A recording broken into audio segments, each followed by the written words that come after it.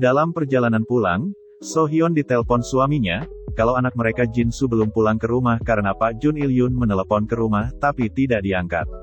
Saat sampai di rumah, So-hyun mendapati anaknya yang sedang bermain game, dan So-hyun menanyakan kepada Jin-soo kenapa tidak mengangkat telepon. Dan Jin-soo menjawab kalau dia memang sengaja tidak mau mengangkat telepon.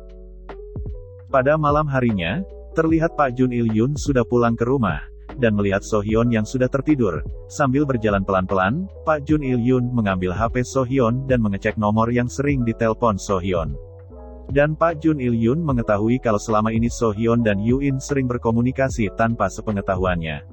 Keesokan harinya, terlihat Yoo-in sedang menelepon So-hyun tapi So-hyun tidak mengangkat telepon tersebut karena So-hyun ingin membuat jarak dengan Yoo-in. Bahkan So-hyun meminum harus obat penenang agar bisa tidur nyenyak.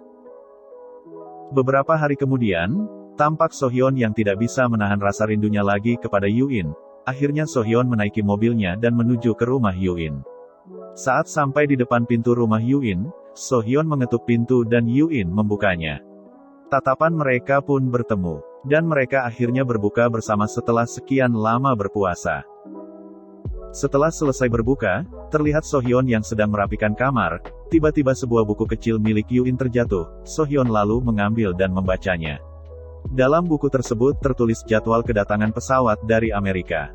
So-hyun lalu berjalan menuju Yoo-in yang sedang mandi dan menanyakan apa yang tertulis dalam buku tersebut. Siapa yang akan datang dari Amerika? Itu Ji-hyun kan? Tanya So-hyun. Yoo-in lalu memakai handuk dan menghampiri So-hyun. So-hyun bertanya lagi, kapan dia meneleponmu? Dan Yoo-in menjawab, tadi malam. Kenapa kamu tidak memberitahu aku? Tanya So-hyun lagi. Aku kira kamu sudah tahu. Jawab Yoo-in. Yoo-in lalu memeluk So-hyun untuk menenangkannya, tetapi So-hyun menolak dan berjalan keluar dari rumah Yoo-in. Dalam perjalanan pulang, terlihat So-hyun yang sedang menyetir mobil sambil terisak, dengan mata berkaca-kaca. Memikirkan yang sudah dia lakukan, So-hyun merasa bersalah karena pasti akan menyakiti banyak orang, terlebih kepada adiknya Ji-hyun. Beberapa hari berlalu dan terlihat So-hyun, Yoo-in, dan Pak Jun Il-yun sedang berada di airport menunggu kedatangan Ji-hyun dari Amerika. Dari airport, mereka lalu ke rumah ayahnya So-hyun dan Ji-hyun. Karena Ji-hyun akan tinggal bersama ayahnya selama berada di Korea. Setelah beberapa hari berlalu, terlihat So-hyun dan suaminya serta Ji-hyun dan Yoo-in sedang berada di sebuah restoran untuk makan malam bersama karena perayaan ulang tahun So-hyun. Menolak. Dalam perjalanan pulang, So-hyun ditelepon suaminya, kalau anak mereka Jin-soo belum pulang ke rumah karena Pak Jun Il-yun menelepon ke rumah tapi tidak diangkat. Saat sampai di rumah, So-hyun mendapati anaknya yang sedang bermain game, dan So-hyun menanyakan kepada Jin-soo kenapa tidak mengangkat telepon. Dan Jin-soo menjawab kalau dia memang sengaja tidak mau mengangkat telepon.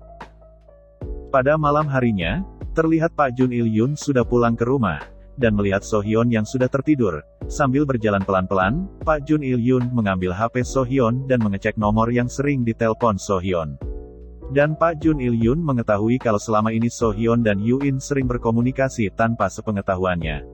Keesokan harinya, terlihat Yoo-in sedang menelepon So-hyun tapi So-hyun tidak mengangkat telepon tersebut karena So-hyun ingin membuat jarak dengan Yoo-in. Bahkan So-hyun meminum harus obat penenang agar bisa tidur nyenyak. Beberapa hari kemudian, tampak So-hyun yang tidak bisa menahan rasa rindunya lagi kepada Yoo-in. Akhirnya So-hyun menaiki mobilnya dan menuju ke rumah Yoo-in. Saat sampai di depan pintu rumah Yoo-in, So-hyun mengetuk pintu dan Yoo-in membukanya. Tatapan mereka pun bertemu, dan mereka akhirnya berbuka bersama setelah sekian lama berpuasa. Setelah selesai berbuka, terlihat So-hyun yang sedang merapikan kamar. Tiba-tiba sebuah buku kecil milik Yoo-in terjatuh. So-hyun lalu mengambil dan membacanya. Dalam buku tersebut tertulis jadwal kedatangan pesawat dari Amerika. So-hyun lalu berjalan menuju Yoo-in yang sedang mandi dan menanyakan apa yang tertulis dalam buku tersebut. Siapa yang akan datang dari Amerika? Itu Ji-hyun kan? Tanya So-hyun. Yoo-in lalu memakai handuk dan menghampiri So-hyun. So-hyun bertanya lagi, kapan dia meneleponmu? Dan Yoo-in menjawab, tadi malam. Kenapa kamu tidak memberitahu aku? Tanya So-hyun lagi. Aku kira kamu sudah tahu. Jawab Yoo-in. Yuin lalu memeluk Sohyeon untuk menenangkannya, tetapi Sohyeon menolak dan berjalan keluar dari rumah Yuin. Dalam perjalanan pulang, terlihat Sohyeon yang sedang menyetir mobil sambil terisak, dengan mata berkaca-kaca.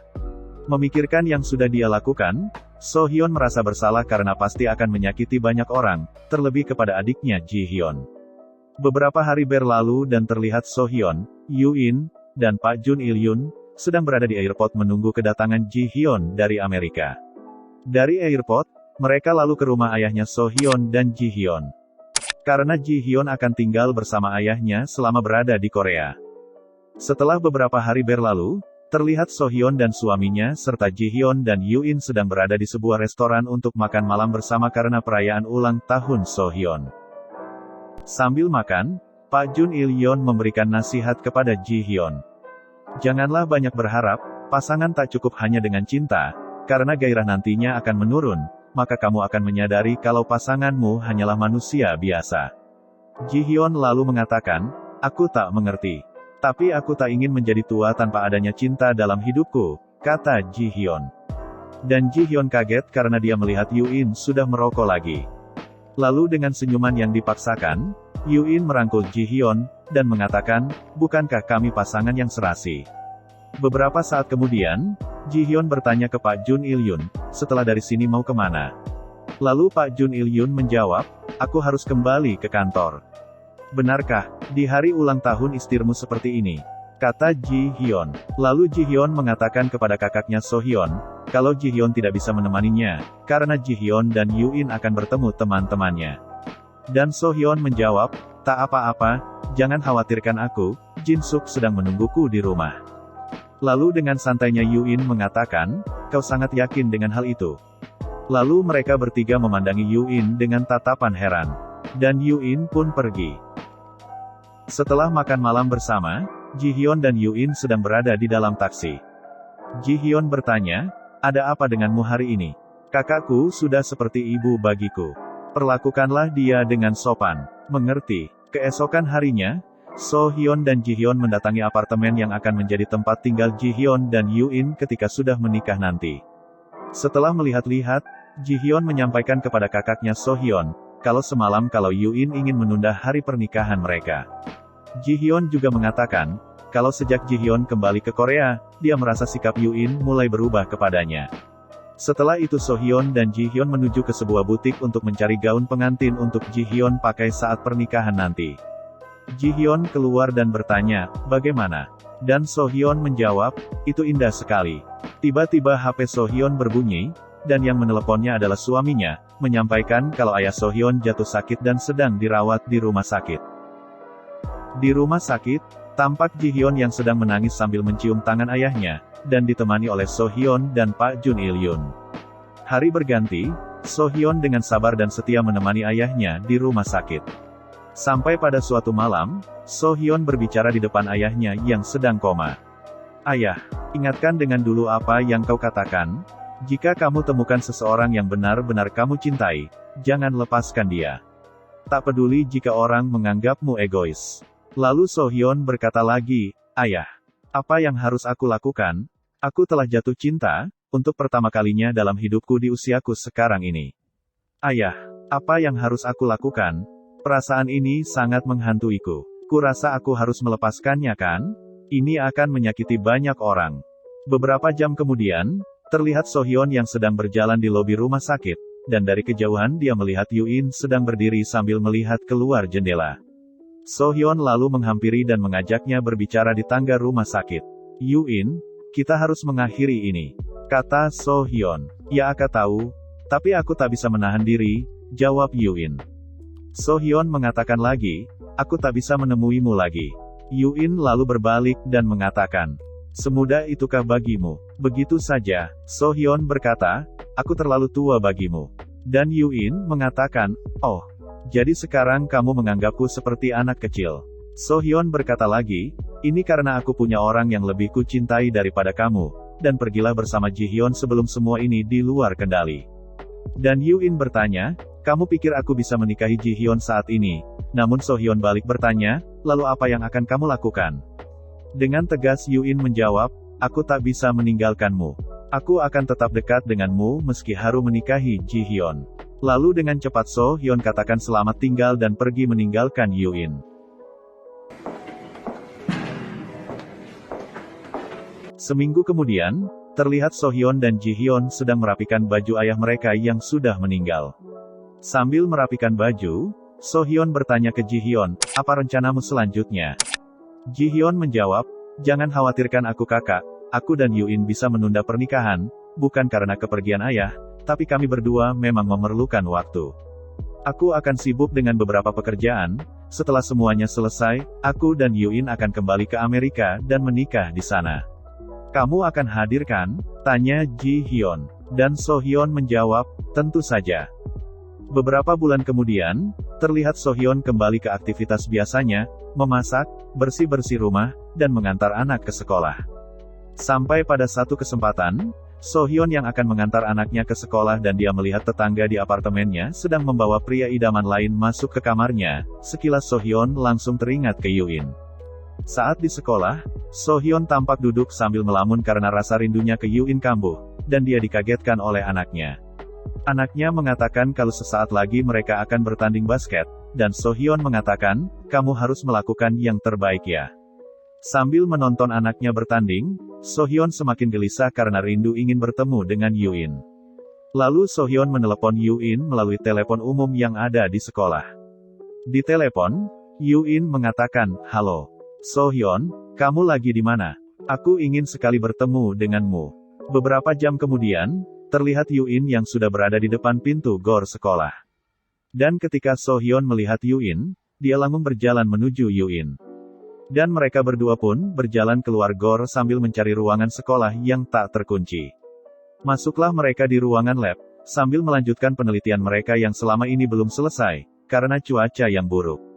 Setelah waktu penelitian selesai, mereka mengobrol dan Yoo-in berkata, ayo kita pergi ke suatu tempat dan memulai hidup baru. Tentu kamu akan bilang kalau kamu tak bisa meninggalkan suami, anak dan adikmu kan? Dan So Hyun menjawab, mereka bagian dari hidupku, dan aku tak bisa meninggalkannya. Sambil berbalik Yoo-in bertanya, apa kamu sungguh bisa hidup jika tak akan pernah melihatku lagi? Dan So Hyun hanya mengangguk. Beberapa hari kemudian, di malam hari tampak Yoo-in dan Ji Hyun sedang bertemu di sebuah kafe. Yoo-in mengatakan kalau dia ingin membatalkan pernikahan dan akan kembali ke Amerika sendirian. Ji Hyun bertanya, kenapa? Dan Yoo-in menjawab, aku telah jatuh cinta dengan wanita yang lain, tapi itu sudah berakhir dan dia tidak ikut denganku. Dan di tempat lain, terlihat So Hyun yang sedang berdiri sambil menunggu suaminya pulang. Sambil duduk di sofa dan menonton TV, So Hyun mengatakan ke suaminya, maaf. Aku ingin pergi dari rumah ini, maafkan aku tak bisa hidup seperti ini lagi.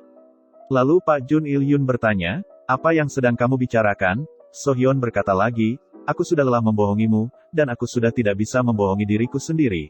Aku tak bisa bersikap seolah tidak terjadi apapun. Pak Jun Il-yun pun berdiri dan berkata, jadi kamu mau pergi? Apa cuma itu solusimu? Tak bisakah kamu menahan diri? Sementara di lift apartemen, terlihat Ji Hyun dengan wajah sedih sedang berjalan menuju apartemen kakaknya. Saat membuka pintu apartemen, Ji Hyun lalu mendengar pembicaraan kakak dan iparnya, tentang kakaknya yang ingin berpisah karena mencintai lelaki lain. Ji Hyun lalu masuk ke dalam tanpa disadari oleh So Hyun dan suaminya. Lalu Pak Jun Il-yun berkata, kamu sedang tidak berpikir jernih, kenapa kamu bisa sekejam itu, apa kamu sama sekali tak peduli dengan perasaan adikmu? Tiba-tiba, So Hyun kaget melihat Ji Hyun yang sudah berada dekat di belakang suaminya. Pak Jun Il-yun pun pergi keluar dari apartemen. Dengan perasaan syok dan kecewa, Ji Hyun bertanya ke So Hyun. Kakak, kamu kah itu? Kamu dan Yoo-in, teganya kamu melakukan ini padaku. Pada adikmu sendiri. Ji Hyun lalu melihat batu, mengambilnya, dan melempar akuarium yang ada di rumah itu. Sebelum pergi, Ji Hyun mengatakan, mulai saat ini aku menganggap kalau aku sudah tidak punya kakak lagi. Keesokan harinya, terlihat So Hyun yang berjalan keluar apartemen sambil membawa koper dan menaiki taksi. Sementara di airport, terlihat Yoo-in yang akan check-in tiket, menuju Amerika. Saat petugas akan menginput datanya, tiba-tiba Yuin menahan dan meminta agar merubah tujuan penerbangannya ke Brasil. Dan saat di pesawat, Yuin yang sedang duduk sambil memakai selimut dan tidur. Tampak 10 baris kursi ke depan, terlihat Sohyeon yang sedang duduk merenung dan membuka jendela pesawat. Dan film pun berakhir. Ya, sobat semua, itulah alur cerita film An Affair. Semoga kalian semua terhibur, dan jangan lupa bantu kami dengan menekan tombol subscribe, agar channel ini makin berkembang. Terima kasih.